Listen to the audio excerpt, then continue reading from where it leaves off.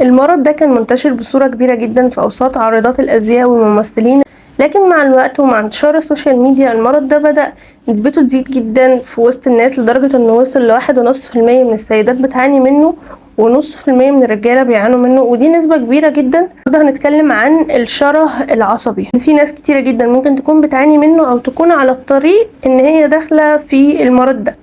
هو عبارة عن شراهة كبيرة جدا للأكل، لكن اللي بيميز بينه وبين الشراهة العادية ان انا بعد ما باكل كميات الاكل الكبيرة اللي انا باكلها بكون عايزة اطهر جسمي منها او عايزة اتخلص منها، فده بيتم بطرق كتير. في ناس بتحط ايديها في بقها علشان ترجع الاكل ده، ناس بتاخد ادوية تحفز الترجيع، ناس بتاخد دايوريتكس او مضرات بول، وفي كمان ناس بتاخد ادوية ملينة علشان تتخلص من الاكل ده. يعني باختصار شديد الشراهة بتاعت الاكل العادية هو ان الشخص بياكل كميات كبيرة لكن مش فارق معاه ان هو يتخلص منها، لكن الشخص اللي عنده الشره العصبي او البوليميا نيرفوزا بيكون عايز يتخلص من الاكل ده باي طريقه. ترى بقى ايه هي اعراض الشره العصبي؟ الاعراض هنا مقسومه لنصين، الاعراض سلوكيه والاعراض جسديه. الاعراض السلوكيه اللي باينه طبعا الحاجه اللي احنا قلناها متكرره، ان هو هيكون بيحاول يتخلص من الاكل ده، فلو هو مثلا بياخد ملينات ودي اكتر حاجه الناس بتاخدها هيكون بيتردد باستمرار على الحمام. تاني حاجه مهمه جدا برضو تقدر تعرفك اذا كنت انت داخل على المرحله دي ولا لا، هي ممارسه الرياضه المفرطه بعد ما تاكل حاجه انت عايزها. يعني لو انت كشخص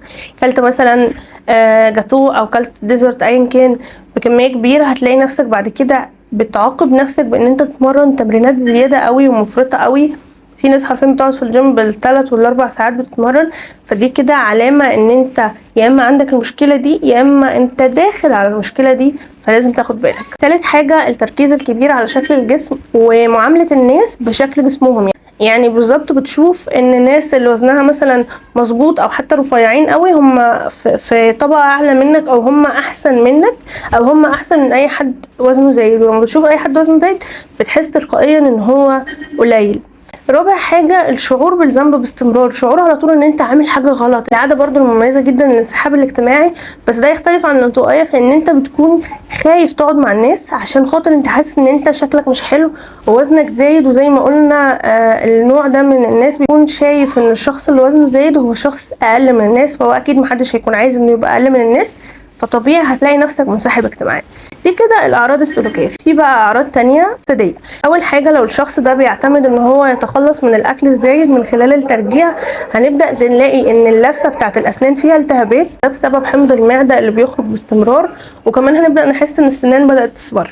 تاني حاجة هنبدأ نلاقي مشاكل ليها علاقة بسوء التغذية زي ضعف العضلات، وهتلاقي ان الشعر بيقع وان البشرة بتبهت وان حتى المفاصل بقت تعبانة طول الوقت، وده بسبب رغبتنا في ان احنا نتخلص من الاكل ده، فالجسم ما بيعرفش ياخد احتياجه من الاكل اللي هو كله، فاكيد هيلاقي ضعف عضلات. المشكلة كمان الثالثة ان بيحصل مشاكل في الجهاز الهضمي زي الامساك او الاسهال، وكمان بيحصل مشاكل في المريء لو الشخص ده بيعتمد على الترجيع كوسيلة ان هو يتخلص من الاكل ده.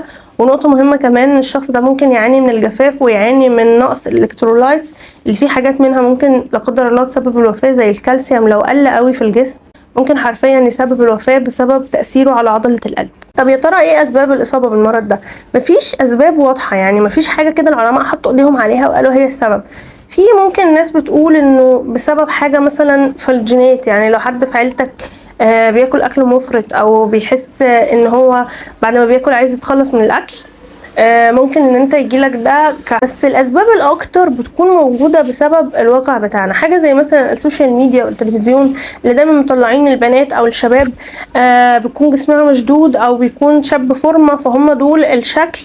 الشخص ده بيكون ربط دماغه بيهم ان هو لازم يبقى زي الشكل ده، يا اما هيكون اقل من الطبيعي، فتبدأ تحصل له المشكلة دي. النقطة المهمة كمان التربية في بيئة بتصنف الانسان على حسب شكله، يعني بيتكلموا دايما على الشكل او مثلا بيتنمروا لو لقوا واحدة وزنها زايد، بالنسبة لهم البنت اللي جسمها مشدود دي هي الكويسة والتانية هي اللي وحشة، فده تلقائيا بيأثر في نفسية وبيأثر في الصورة الذاتية بتاعت الشخص، فبيتسبب له في اللخبطة دي. وعايزة اقول يا جماعة ان مش شرط خالص ان يكون الشخص اللي عنده بوليميا نيرفوزا يكون وزنه زايد، ممكن يكون وزنه مظبوط جدا بس هو حاسس برضو ان هو تخين، وعايز يتخلص من الاكل ده. يبقى ازاي بقى نقي نفسنا لو احنا ما عندناش المشكله دي، ونقي ولادنا من ان هم يجي لهم المشكله دي؟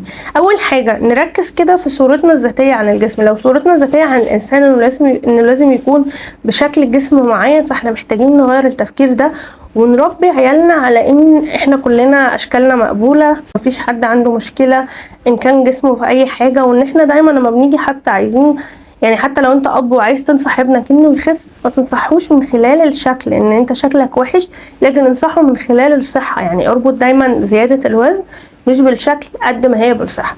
تاني نقطة برضو مرتبطة بالموضوع ده، ان احنا لازم نعرف ندافع عن نفسنا لو حد علق على شكلنا او علق على شكل ولادنا. لو الحد ده مثلا، انا بشوف ان لو حد علق على شكل ولادنا ايا كان مين، حتى لو اهلنا، يعني حتى لو بابانا او مامتنا، احنا لازم نرد عن ولادنا، علشان خاطر ده بيأثر في نفسيتهم خصوصا لو هم اطفال. بس احنا مع بعض كده كناس كبيرة، لو حد علق مثلا على شكل جسمك او جسمك وهو باباكي او مامتك، انت ممكن ما تعرفيش تردي عشان احترامك ليهم وان انت واجب عليكي برهم، فساعتها بتدخلي الكلام من هنا وتخرجيه من هنا. لكن لو حد علق عليكي من المجتمع الخارجي، لازم تعرفي تردي عن نفسك، ولازم تعرفي توقفي اللي قدامك عند حده، او تعرف توقف اللي قدامك عند حده. وتعلم ابنك كمان ان ما تسمحش لحد ان هو يعلق على شكل جسمك اطلاقا. النقطة الثالثة، لو حسينا نفسنا ان احنا داخلين في مود انعزال، وان احنا حاسين ان شكلنا مش حلو فاحنا مش هنقابل الناس والكلام ده كله، نجبر نفسنا ان احنا ننزل ونتعامل مع الناس، وهنلاقي ان الموضوع ده مش بالشكل الكبير اللي احنا شايفينه، وان عادي الدنيا بسيطة وهنلاقي الناس بتتعامل. فهنبدأ نكسر في دماغنا ان احنا اقل من الناس لمجرد ان وزننا زايد. وعايزة اقول لكم صدقوني بنسبة كبيرة بيكون الناس وزنها مظبوط، بس هي حاطة الفكرة دي في دماغها.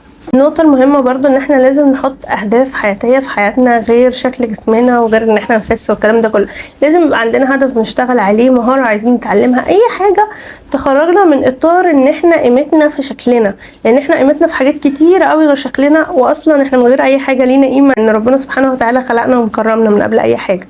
طيب لو حد عنده البوليميا نيرفوزا وعايز يتعالج منها، العلاج بيكون مقسوم شقين: شق نفسي، الشخص ده لازم يتعالج مع دكتور نفسي. واهم حاجه يا جماعه وانتوا بتختاروا الدكتور النفسي، يكون الدكتور ده بيسمع، مش بيرمي لكم ادويه وخلاص. لازم الدكتور ده يكون بيسمعكم وبيحلل الكلام اللي انتوا بتقولوه وبيتناقش معاكم فيه. علاج معرفي سلوكي.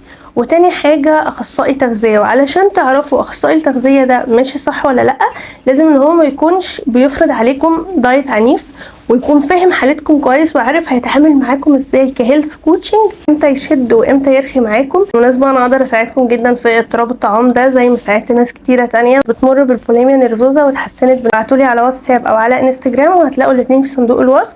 لو الحلقة فادتكم دوسوا لايك عشان الفيديو يوصل للناس اكتر، واعملوا سبسكرايب عشان توصلكم فيديوهات كتيرة جدا عن التغذية. معاكم دكتور ايمان اشرف، اشوفكم في فيديو جديد ان شاء الله. سلام عليكم.